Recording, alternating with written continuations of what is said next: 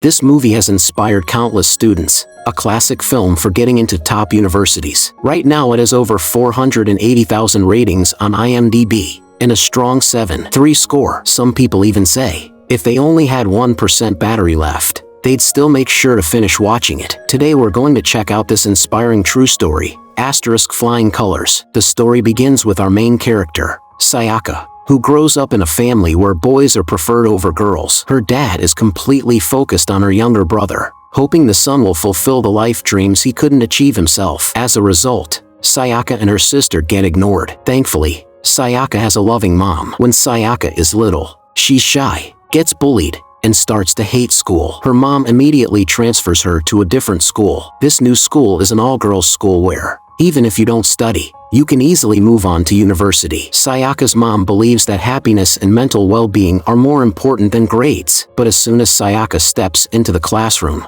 a group of girls pull her aside and force her to raise her skirt a few inches. From that point on, before she even gets the chance to learn anything, she's dragged into the bathroom by her new friends, and they all get the trendiest hairstyles. She starts learning all the tricks to looking pretty, and they become best friends, sharing everything. Sayaka dives into this new life, spending her days completely focused on chasing beauty. Then, as high school comes around, Sayaka's carefree attitude leads to her ending up in the worst performing class. The homeroom teacher is standing at the front of the class, frustrated and lecturing them, but all the girls are busy doing makeup. The teacher is so angry, he yells that they're worse than trash, but the girls are used to being called names. They don't care at all. They keep doing their own thing. During the day, they put on makeup and pose for fun, and at night, they go to clubs, dance, and live it up, spending their youth freely. As Sayaka continues in this lifestyle, her relationship with her dad keeps getting worse, just like her grades. This routine goes on until her second year of high school. One day,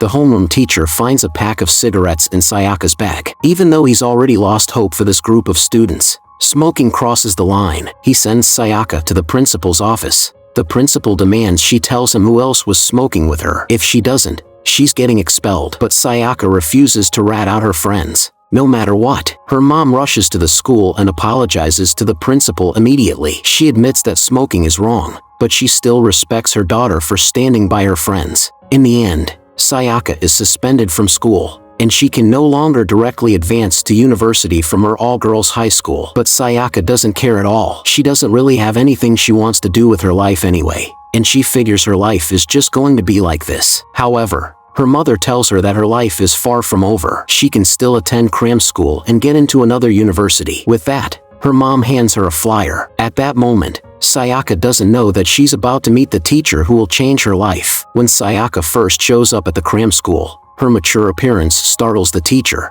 but instead of criticizing her, he compliments her fashion sense, quickly breaking the ice and bringing them closer. After that, the teacher, Mr. Hirata, gives Sayaka a test. Unsurprisingly, she scores a big fat 0, but instead of focusing on her failure, he praises her unique thinking and positive attitude. This is the first time Sayaka has ever been praised by a teacher. To motivate her, Mr. Hirata asks Sayaka to choose a target university. Having not studied for 5 years, Sayaka thinks this is ridiculous, completely unrealistic. But the teacher says that achieving the impossible will make her feel incredibly confident. Playing to her interests, Mr. Hirata suggests aiming for Keio University, a prestigious private school with tons of good-looking guys. Sayaka laughs at the suggestion, but to go along with the teacher, she writes down this wild goal. That night, Sayaka still goes out with her friends, just like always, but this time, she brings along a 4th grade textbook to fill in the gaps in her basic knowledge. Mr. Hirata's teaching methods are different from others. He never focuses on a student's past, but instead pays attention to their progress and encourages them in a unique way.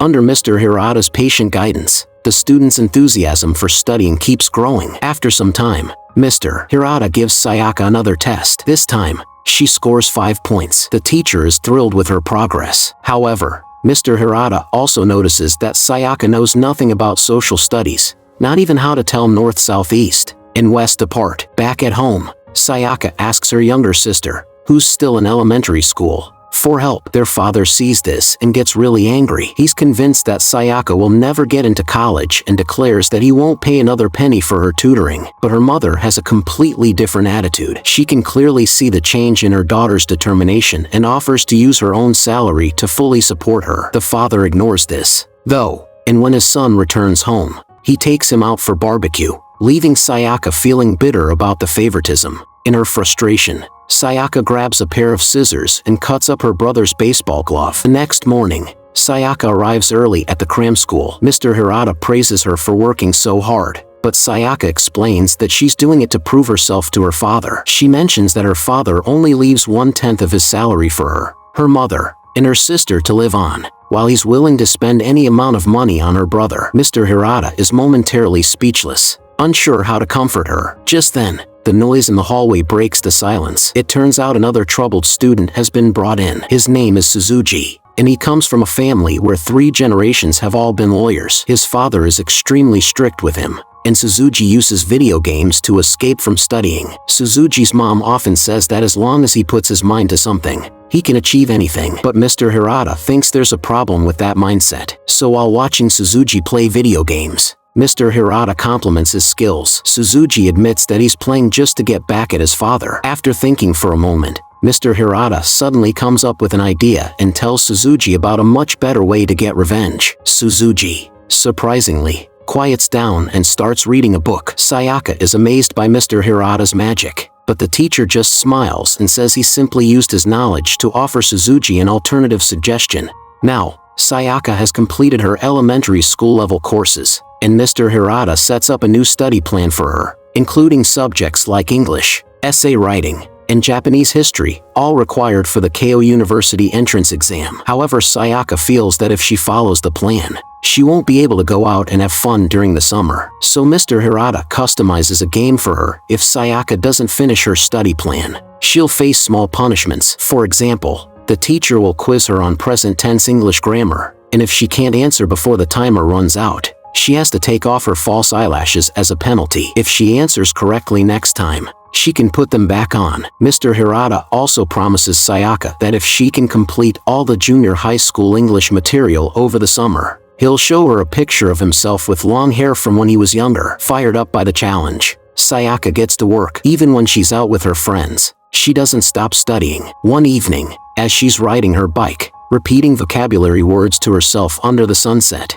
there's something deeply moving about her determination. In that moment, she feels more fulfilled than ever before, as if her future is as colorful and vibrant as the evening sky. That night, her father takes Ryota out for a special dinner to celebrate his baseball team winning the championship. Sayaka, wanting some peace, asks them to quiet down, but her father dismissively tells her, "Ryota isn't like you. He's already caught the eye of a prestigious school, and he might even make it to Koshien and become a professional baseball player." Hearing this, Sayaka can only return to her room in silence and quietly pick up her textbook to study. Summer flies by, and Sayaka scores a perfect 100 on her English test. Going from 0 to 100, no one knows what she went through. As promised, Mr. Hirata shows her the picture of himself with long hair from when he was younger. Then Mr. Hirata opens up to everyone, sharing that he wasn't always a good student either. In fact, he had no interest in studying at all. His teacher used to call him a terminal case when it came to academics. But by chance, he got into teaching,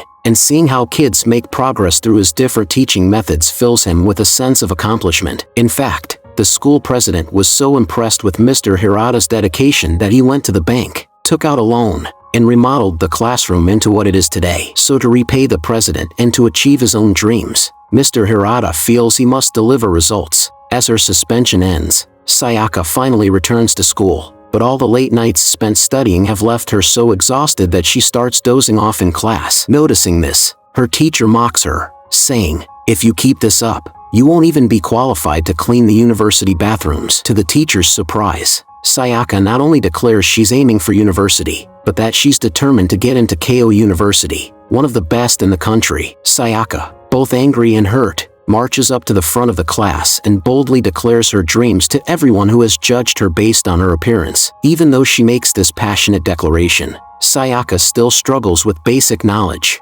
making reading comprehension especially difficult. For example, She genuinely believes that Santa Claus and Ultraman are real. To help her grasp more common knowledge, Mr. Hirata hands her a copy of Ryunosuke Kutagawa's Rashomon to start her on the right track. Meanwhile, Sayaka's father buys Ryuta new baseball gear, another bat and glove. Sayaka's mother gently reminds him that he should also show some care for Sayaka, pointing out how alike the two of them are, both stubborn and awkward. She explains that when Sayaka says something, she's determined to follow through on it, just like her father. One day, while on her way to cram school, Sayaka sees a man giving his daughter a piggyback ride, which brings back memories of when her own father used to do the same for her. But those days feel like a distant memory now. As Sayaka is lost in thought, Ryuji rides by on his bike and spots her. They start talking about Mr. Hirata, and Sayaka asks what the teacher said that day that caused Ryuji to change so much. Ryuji tells her that Mr. Hirata had asked him if Mario defeats Bowser but leaves the princess behind in the castle without rescuing her, wouldn't the princess feel hopeless?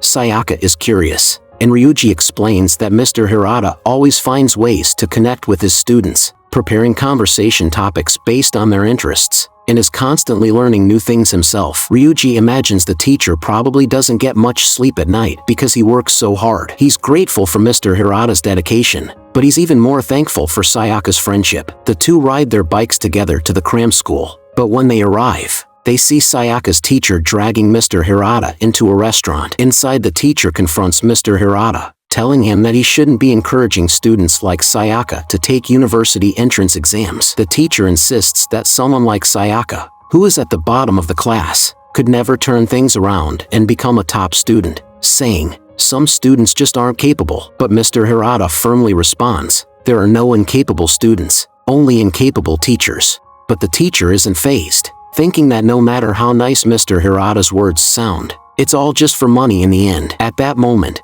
when his passion is misunderstood, Mr. Hirata truly feels a deep sense of loneliness. However, Sayaka, who's standing nearby, is deeply moved by the teacher. She never realized how strongly someone could believe in her. Inspired, she makes a silent vow to one day become a person like Mr. Hirata. Soon after, Sayaka's father notices that their house is filled with Sayaka's notes plastered on the walls. Mr. Hirata's unique and interesting teaching methods fuel Sayaka's hunger for knowledge, but with that comes the increasing difficulty of the lessons. Even though Sayaka is improving quickly, she started so late that at her current pace, she won't be able to catch up and take the Keio University exam within a year. To do that, she needs to increase her study time and take 6 classes a week, which means more tuition. Feeling helpless, Sayaka's mother returns home to discuss the situation with her younger daughter. They decide to withdraw their savings, which had been set aside for Sayaka and her sister. The next morning, Sayaka walks into the office and asks Mr. Hirata how much 6 classes a week would cost. The teacher hands her a thick envelope. Inside it is not only her family's money, but also funds borrowed from relatives. Holding that heavy envelope,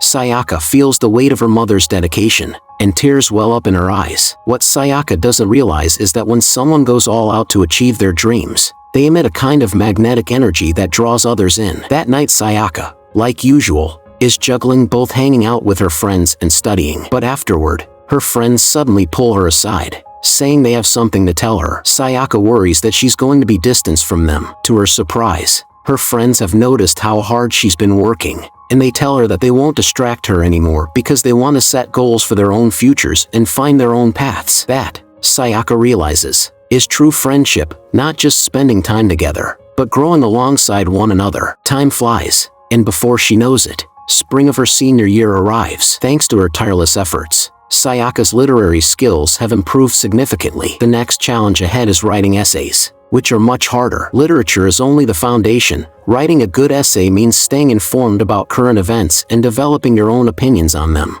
So every day right on time, Sayaka sits in front of the TV to watch the news. Whenever there's a chance, she discusses it with Mr. Hirata. The city plans to spend 300,000 yen. What about the farmers? What about their future? He gives her some perspective, helping her think critically. That kind of thinking could wipe out ignorance, he says. When Mr. Hirata finds out that Sayaka had already looked up information on this topic online, he praises her. She's starting to understand how to think from the test maker's perspective, and to study with that in mind. But how could she understand the exam patterns for Keio University? The answer, of course, is by practicing with past exam papers. But the moment she confidently opens one of those past exams, She freezes, completely stumped. She can't answer a single question. The thick book, filled with unfamiliar material, makes her feel like giving up for the first time. Luckily, Mr. Hirata is there to encourage her. He pulls out an egg and asks Sayaka, "Do you think this egg can stand upright on this chair?" Sayaka instinctively says, "No way." But after failing twice, Mr. Hirata makes a few small adjustments and miraculously gets the egg to stand. With this egg trick, Mr. Hirata teaches her a valuable lesson. The outcome isn't decided yet. You and I are both dark horses. If you approach things with the mindset that you're going to lose, then you'll definitely lose. Yeah, if both the teacher and my mom haven't given up on me, how could I surrender first? With that thought, Sayaka rekindles her determination to resist temptation. She asks her friends to help cut off her long hair, and she swaps her clothes for her standard school uniform. Although others thought she looks plain and unfashionable, her determination to pursue her dreams makes her truly beautiful. The glow of hard work and persistence outshines any makeup in the world. Meanwhile, her mother works tirelessly to pay off debts, and her sister helps out by doing house chores to ease her mother's burden. Mr. Hirata is also burning the midnight oil, grading papers non-stop. Inspired by Sayaka, even Ruji changes his hairstyle and throws himself into his studies. Whenever Sayaka feels overwhelmed, she just buries her head in her pillow, let it all out for a second, and then get back up and keep going. Everything seems to be moving in the right direction, but despite all her hard work day and night, her mock exam scores are still at rock bottom. Although her teacher comforts her, saying she had made great progress and that persistence would pay off, she still feels frustrated deep inside. Around this time, her brother also hit a wall. One evening, their father storms in, furious, and scolds Ryutaro for skipping baseball practice for 2 weeks. He even demands that Ryutaro apologize to his coach. But Ryutaro, who has been holding back for so long, broke down in tears, saying he didn't want to be used as a tool to fulfill their father's dreams. The gap between him and a real player is too big, and no matter how hard he trained, he could never become a pro. The dream of reaching Koshien, the national baseball tournament, is just that, a dream. He even tells Sayaka to give up on her idiotic dream because some people just aren't cut out for success, no matter how hard they try. Those words pierces Sayaka's heart like a needle. After 2 failed mock exams, her emotions plunges from fierce determination to rock-bottom despair. She is overwhelmed with sadness, frustration, and loneliness. Her notebook is filled with thoughts of wanting to cry. Everyone hits a wall at some point. You try to push through, but you can't. Sayaka feels the pressure of her mother working overtime to pay for her education. She gives it everything she had but saw little improvement. The crushing sense of failure becomes the last straw, knocking her down again. She wants to quit, lower her goals, but Mr. Hirata tells her, if you give up once, it becomes a habit, and those goals you could have reached will slip further and further away.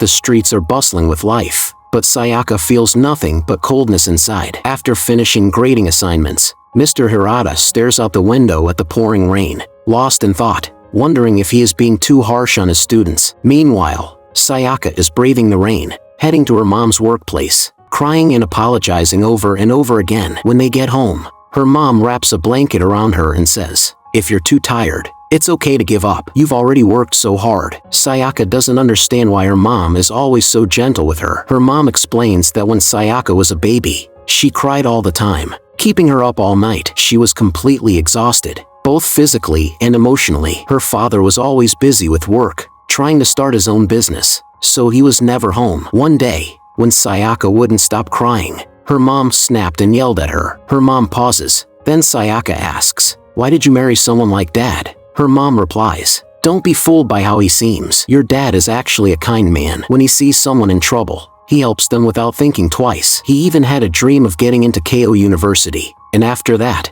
becoming a professional baseball player. That was his dream, but he didn't make it, and now he's putting all his hopes on Ryutai." Ryutai quits the baseball team without telling their dad, which makes their father furious. He takes out his anger on Ryutai, hitting him, unable to control his rage, saying how ashamed he is to have a son like him. No one can stop him. But then, out of nowhere, their mom picks up a bat and smashes the car window, screaming at her husband. Seeing all this, Ryutai can't even speak. Every time before a game, he has an asthma attack because he's so scared of losing and getting yelled at by their dad. That's why he gives up on baseball and starts hanging out with a bad crowd. Sayaka eventually finds Ryutai and tries to convince him not to give up on himself. But Ryutai doesn't think she has the right to lecture him. After all, hasn't she given up on her exams too?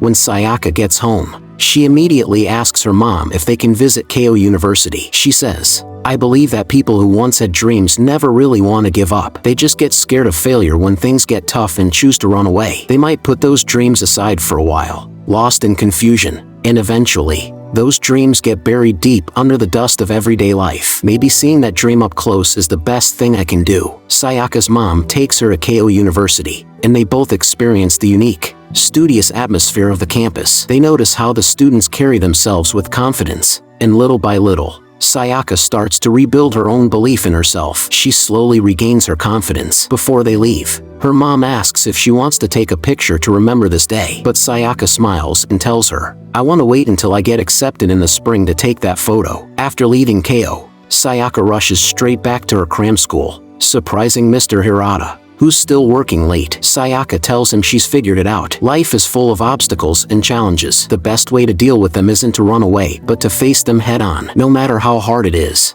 "I want to try, so I can become a better version of myself." Time flies, and soon enough, she finishes her 4th national mock exam. Sayaka hands the envelope with her results to Mr. Hirata. Back home, when she opens the results, her father is standing outside the house, right in front of her mom and sister. He burns all of Ryutai's old baseball gear. He's finally realized that it's time to let his son go, to free him from baseball, and he tells everyone that from now on, Ryutai can do whatever he loves. No parent ever wants their child to be a failure. They just fear that their kids might take the wrong path, so they try to help them make the best choice they can. But sometimes that backfires. Now that Ryutai is free from baseball, he doesn't know what he wants to do anymore. Seeing this, Sayaka gives her mock exam results to her brother. Her score is a C. It's not the best, but a 50% chance of getting into Keio University is more than anyone had ever dreamed of before. Her father holds the score report her mom handed him, and in his eyes, you can see both surprise and a bit of joy. Mr. Hirata helps Sayaka plan her future. Her first choice is the literature department at Keio University. Her second choice is another university in the western part of Japan. And for her weakest subject, the essay portion,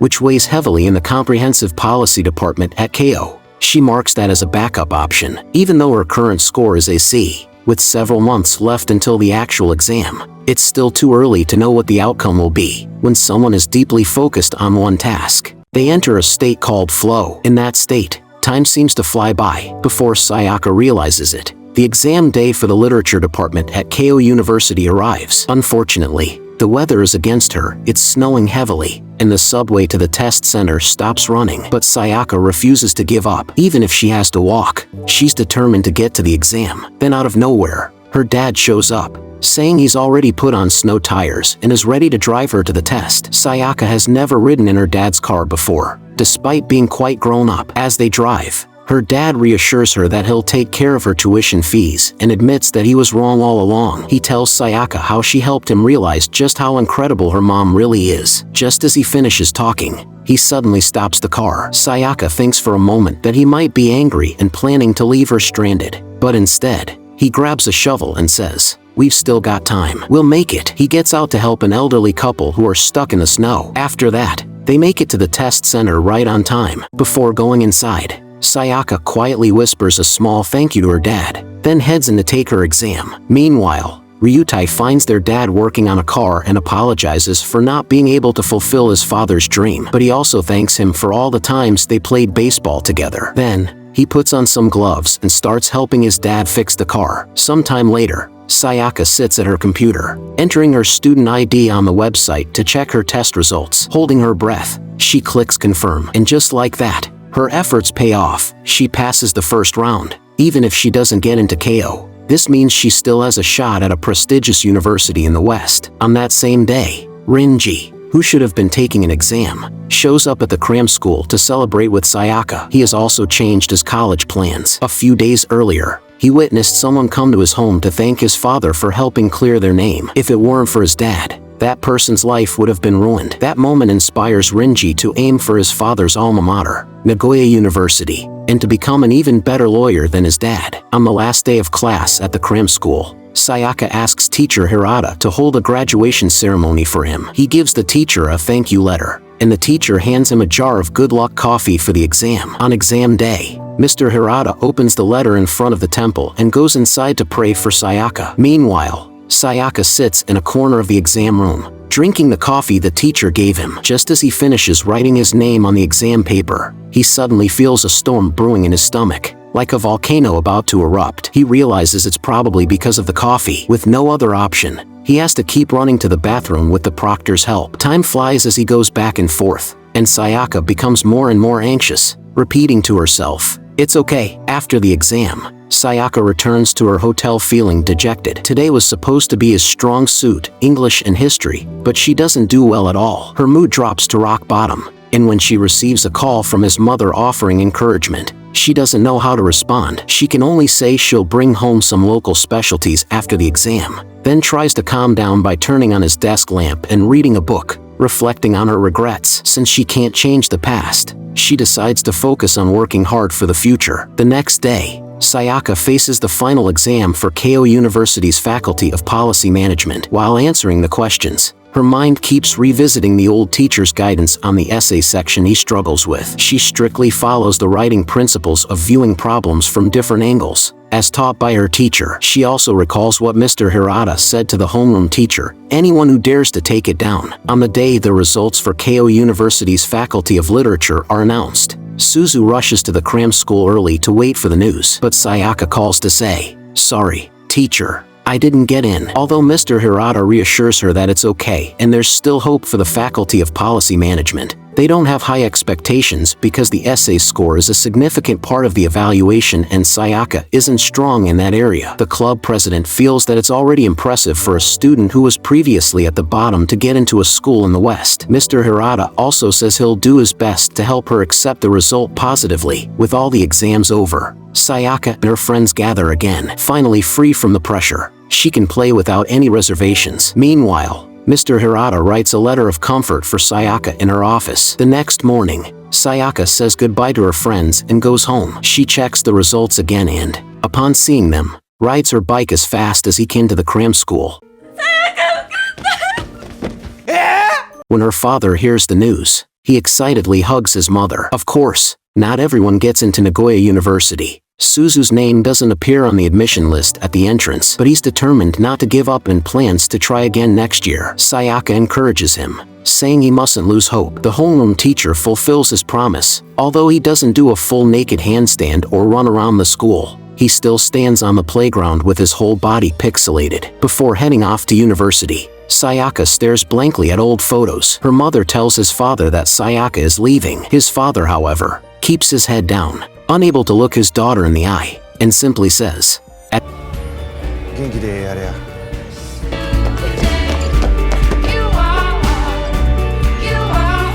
the end of the story, just after Sayaka finishes reading the letter from teacher Hirata, she looks out the window and sees someone hopping up and down, waving goodbye to him. It's the teacher who changed Sayaka's life, and that's where the film ends. The reason I recommend this movie is to let you experience the journey. As the saying goes, a journey of 100 miles starts with a single step. Sayaka's story can definitely inspire you. Finally, I want to say a few words to everyone who is currently facing exams. Whether it's high school, college entrance, graduate school, or any challenging journey in life, the night before dawn is a path you must walk alone. Some of you might be lucky to have family and friends by your side, but for those who are struggling in the dark, carrying your own lantern, please believe that you are experiencing some of the most exciting moments of your life. You are on the peak of a mountain and will definitely overcome all obstacles to reach your destination. I'll leave you with a quote from Albert Camus. In you, there is an invincible summer.